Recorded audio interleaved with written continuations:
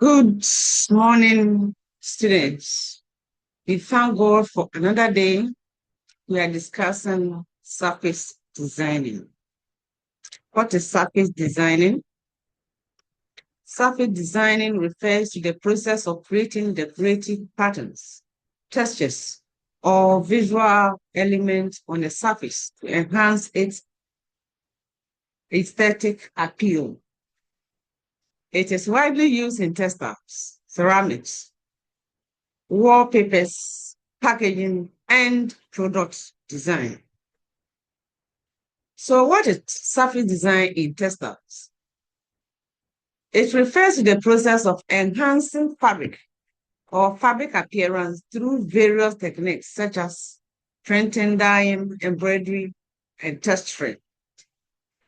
It plays a key role in fashion, home decor,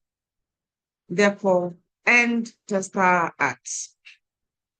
Fabric decoration, on the other hand, is the process of enhancing fabric or making it attractive through dyeing, printing, embroidery, applique, etc. So you can see fabric designing or surface designing is almost the same as fabric decoration. At the end of the day, we want to make the fabric attractive to our customers. So you need to look at some techniques in textiles concerning surface designing. So we have printing, screen printing, applying ink through stencil onto fabric or paper. We have block printing, carved or hand-carved blocks used to stamp patterns onto surfaces. It means that you are designing the surface. Digital printing, method used using digital technology for high-quality print. When you went to the Textile Ghana Limited, you saw the duplex machine. Yes, that's an example of a digital printer. So we have embroidery and applique. They are different, but their mode of construction. Applique is cut and paste. So when you cut and you paste, you can use embroidery to paste it on the fabric. So that's why always we put them together, but they are two different things. Embroidery is where you have the fabric, then you draw something on the fabric. Then with the help of needle and thread, you bring that design up on the fabric.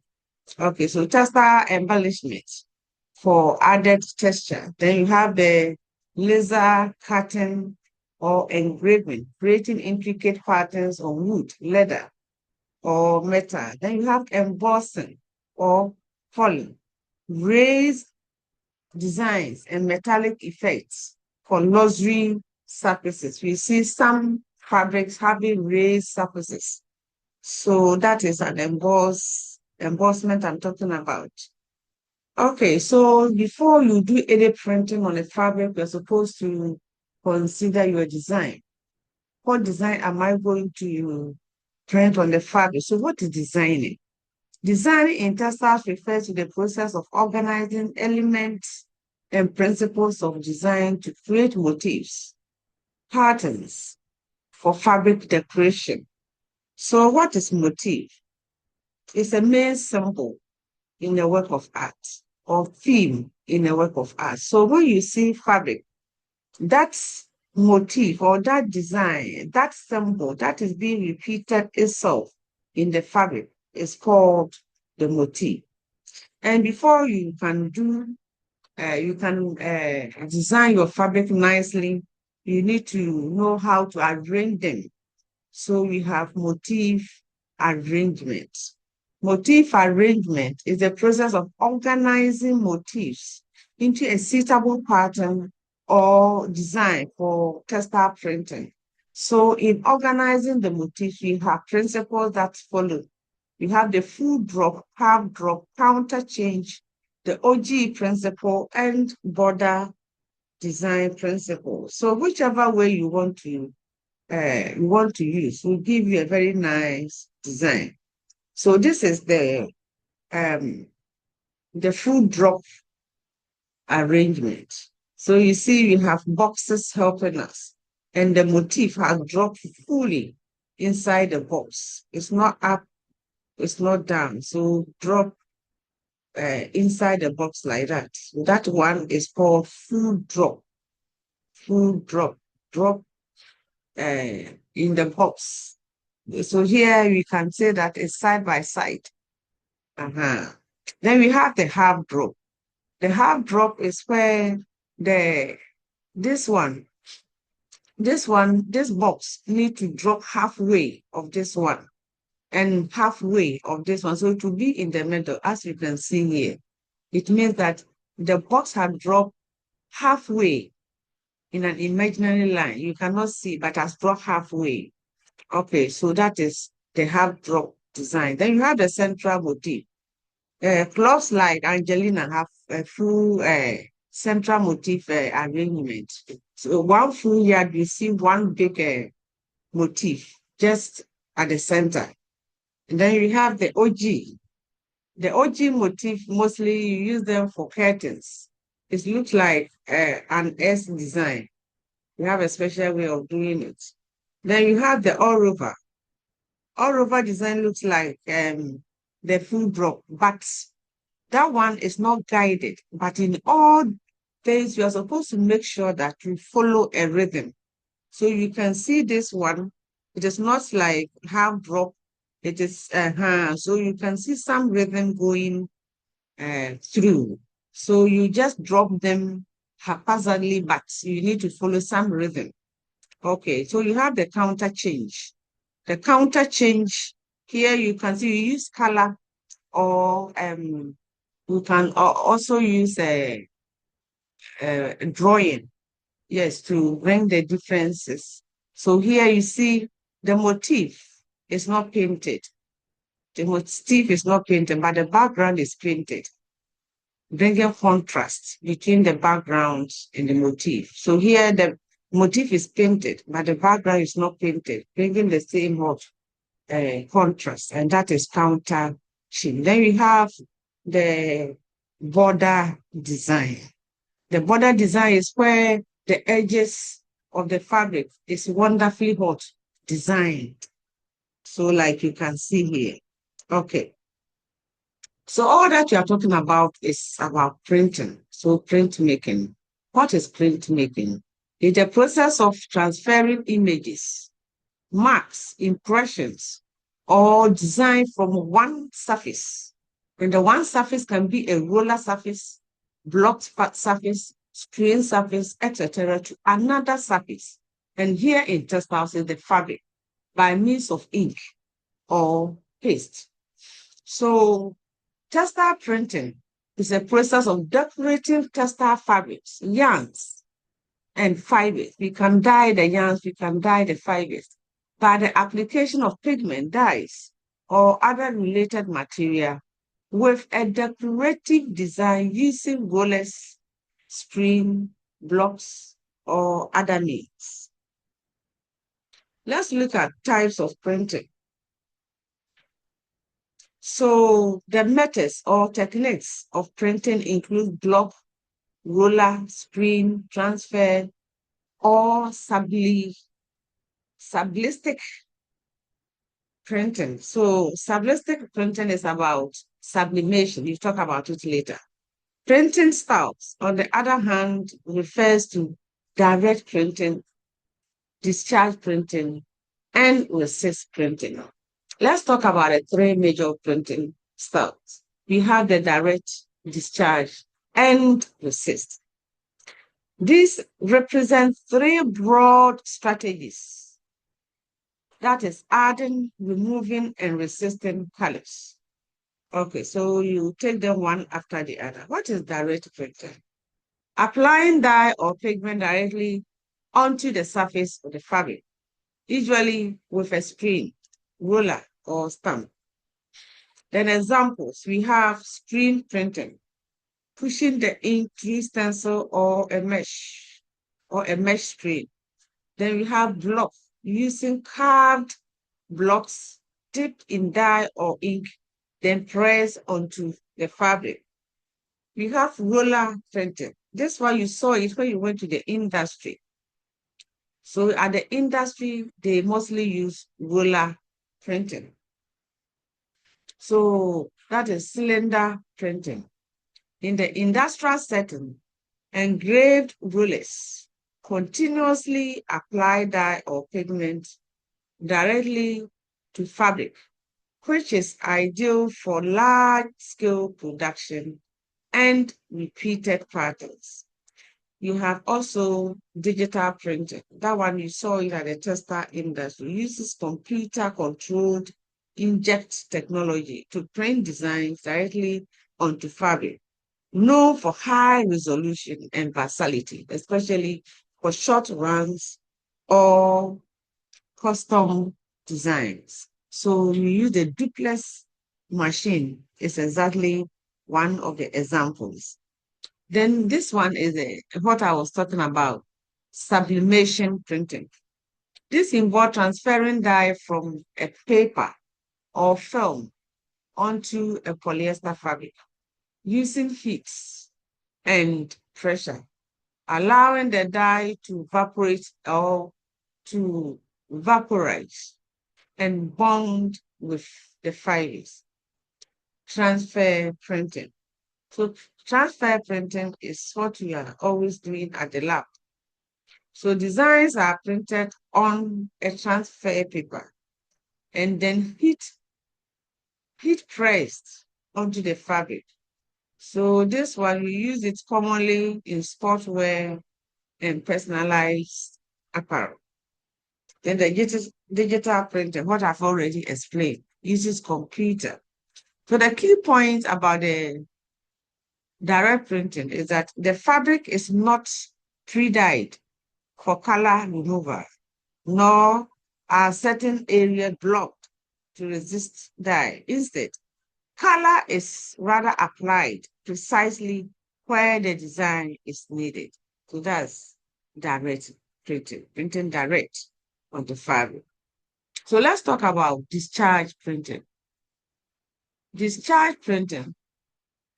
So starting with a pre-dyed fabric, a chemical agent, often a bleach or reducing agent, is applied to remove the existing color in specific areas to form a design. So that's the assignment I gave you. So example, applying discharge paste to a dark color, to a dark cotton fabric to create lighter motifs where the dye is striped away. So key point here is that unlike direct printing, where color is added, discharge printing removes color in certain regions, revealing a lighter or contrasting pattern.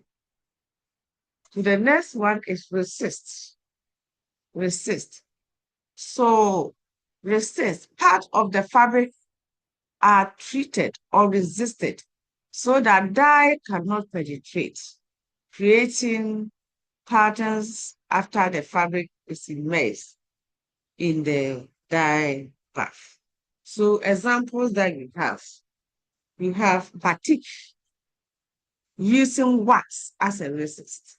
Then we have tie and dye using ties. We tie certain areas to resist the dye.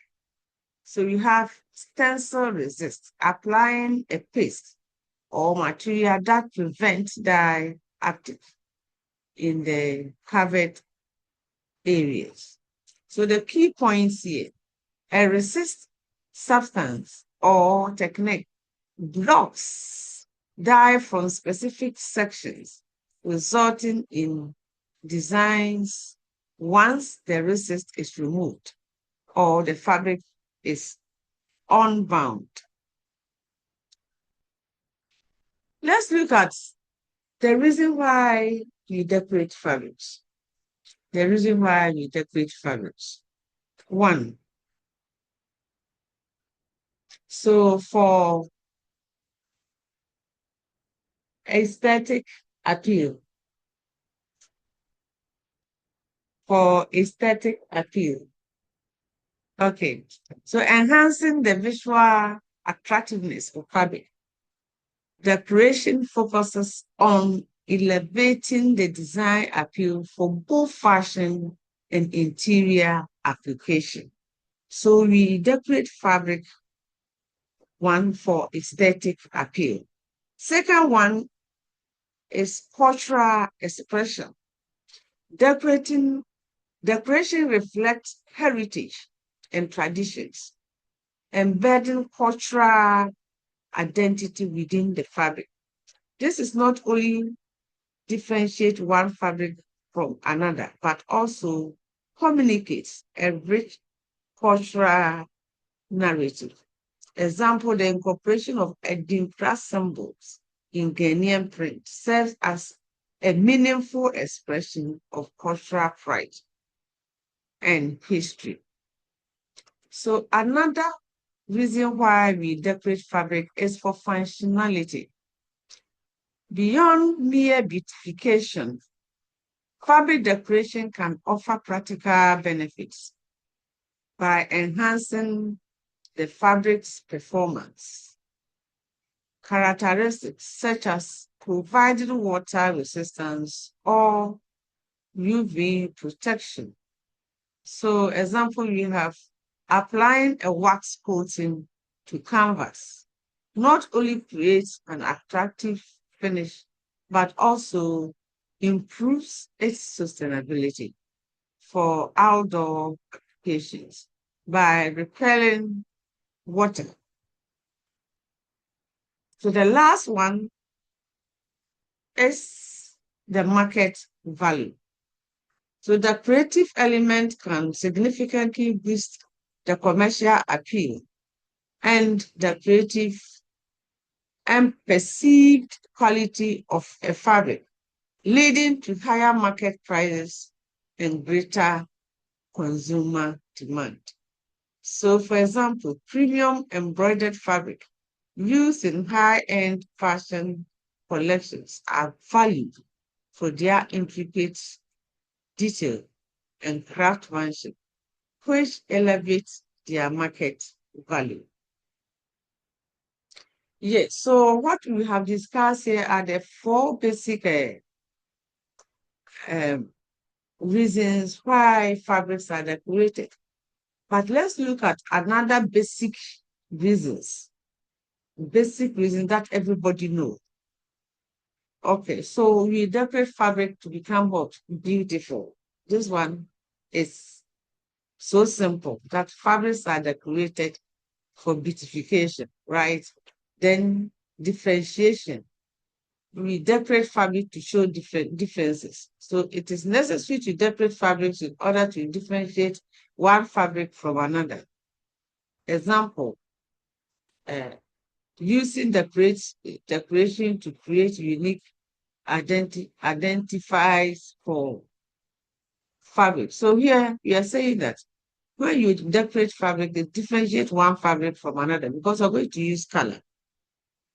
So different set of colors will identify or differentiate the fabrics. For versatility for occasion, fabrics are decorated to make a variety of them suitable to be used for different occasions.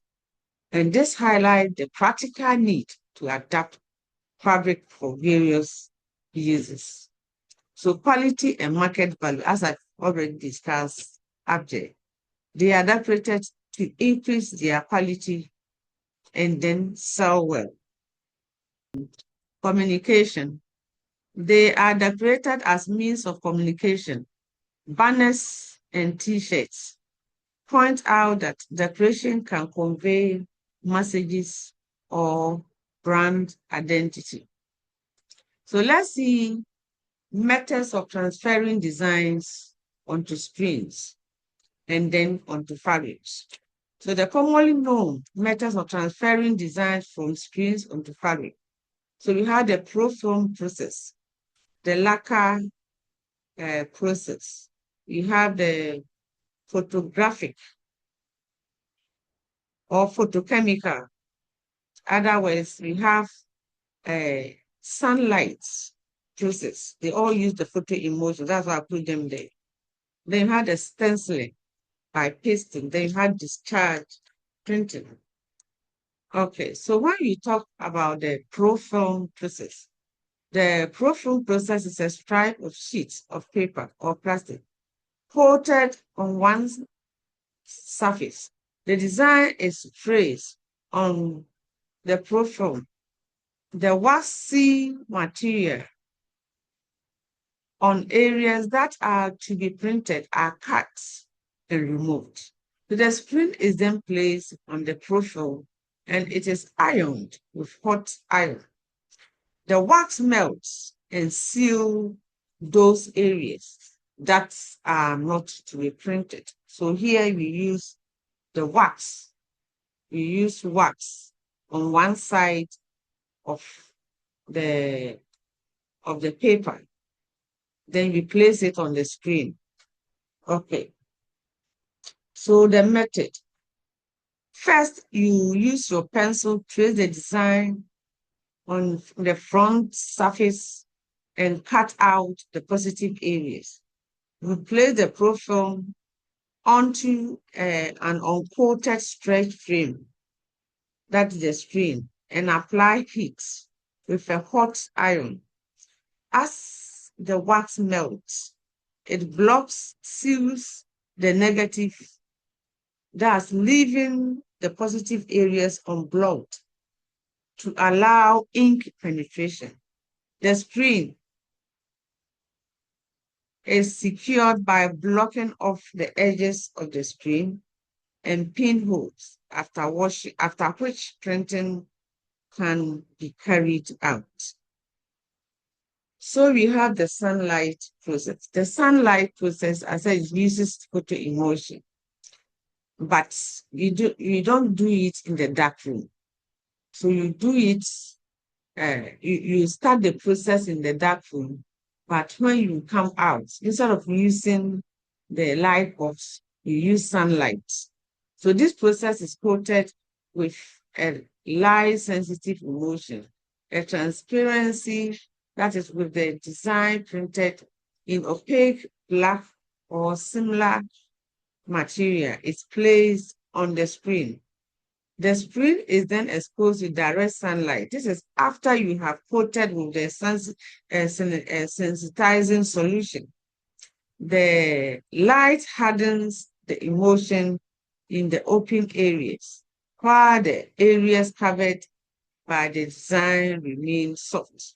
After exposure, the soft, that is unexposed emulsion, is washed away, leaving behind a stencil. So here you have to coat the screen. There's a normal way of using your photo emulsion to coat your screen. So after coating the screen, instead of using the light bulbs, you place your glass and you put your design on the screen, that is on the screen, upside down. Then you place your glass. Then under, you place something that will help you to have direct contact of the design onto the screen. So it can be a book or a flat surface that can fix inside the screen so that it can have direct contact. Then you stand in the sun for about 3 minutes. Yes, for about 3 minutes. It shouldn't go beyond that. So in the dark room, you can use 13 to 15 minutes or at times even 30 minutes, depending upon how you mix your photo emulsion. But when you are using the sun, it's very fast as compared to the light bulb. So you can use up to about 3 minutes and the design is ready for you to wash. Okay.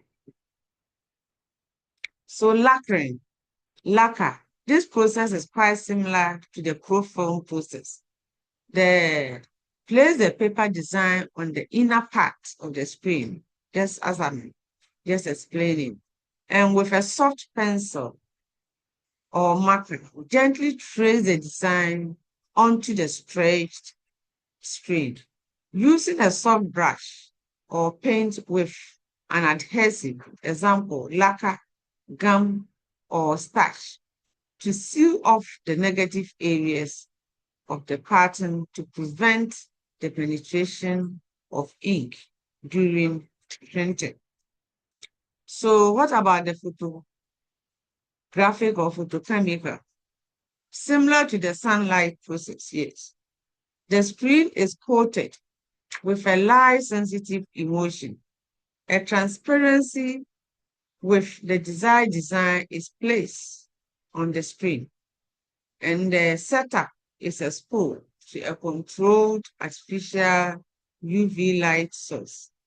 The UV light source hardens the emulsion in the exposed areas, and the unexposed areas or the block by the design are washed away, forming the stencil. So the photo emulsion is used on the screen, then it's placed in the dark room. And here, after everything, when the photo emulsion is hardened, you put it on, you don't bring it out like the sunlight one. But here you have a developing table inside the room. That's where you're supposed to put it on the vacuum box or the development table. Then with your light inside, you can get your design. So you have the stencil. The stencil printing is a method of transferring a design onto fabric or another substrate using a prepared cutoff that acts as a template. So the stencil blocks certain areas of the fabric, allowing ink, dye, or pigment to be applied by only through the open areas to create the design. So what about discharge printing? So the process initially, the fabric is initially dyed a solid color. Then the screen is used to apply a discharge paste onto the fabric, which removes or lightens the dye in the specific pattern areas. The paste is then washed or washed out, leaving behind a design in a contrasting color. So how do you construct our screens? Stenciling. So preparation of the frame, stretching with mesh, then you cut or pattern the stencil. Then lacquering, how do you do our frame? Preparation of the frame and stretching with mesh during drawing designs on mesh, applying lacquer on the negative areas. Then photochemical, photographic, or serigraphic method. Here, preparation of the frame, stretching the stretching, preparation of the synthesizing solution, then application of solution to strings, then dyeing, development of the development on the development table. So that is what I have already explained. So after the photo emulsion, you develop the whole thing on the development table. So when you want to do screen printing, these are some of the materials that you need to be able to do your screen printing. Mind you, when a question is given to you where it's practical based, you are supposed to first of all quote your tools and materials. It is possible for you to quote tools and material. So we have the ink, pigment, wood, preferably wawa, padded table, staplers, and others. Okay, so we have a practical way of cutting. This is a stencil work, and this is printing. Okay, so you will end here, and all that I want to tell you here is that if you can get a question here, like if you have a design on the screen, what method can you transfer the design from the screen into a fabric?